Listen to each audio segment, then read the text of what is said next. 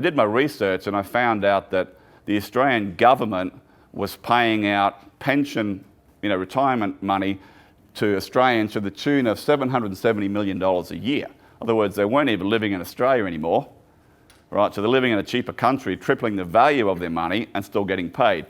And that was the hook that I uncovered and did that sales letter. It's only just in the last 3 to 6 months that I've stopped getting royalty checks on it. But still, I did the research, which Bond spoke about. I got quite well paid for it.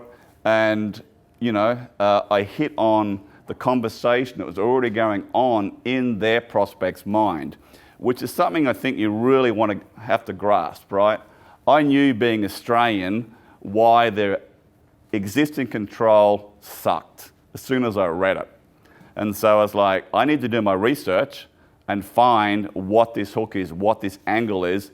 And I read 18 months of back issues of their magazines, which are about 45 pages each, handwrite my notes, then start going to Google and doing various searches until I found something that I thought was the hook and big idea. Then, of course, I had to get their permission to run the copy, which was another challenge, but it happened.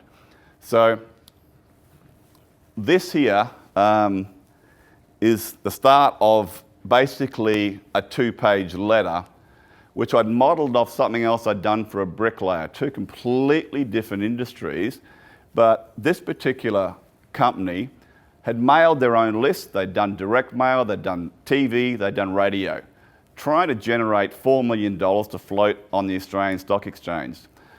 And I was asked if I could write a 2-page letter, not to get the sale, right? Because you've got to understand the angle of the copy you're writing for yourself or for your clients. In this case, the angle of my copy was to get their own investor list, which they'd mailed to, by the way, and drew a blank, to get that same investor list to pick up the phone, make an appointment, and they oversubscribed the $4 million. That was a 2-page letter, right?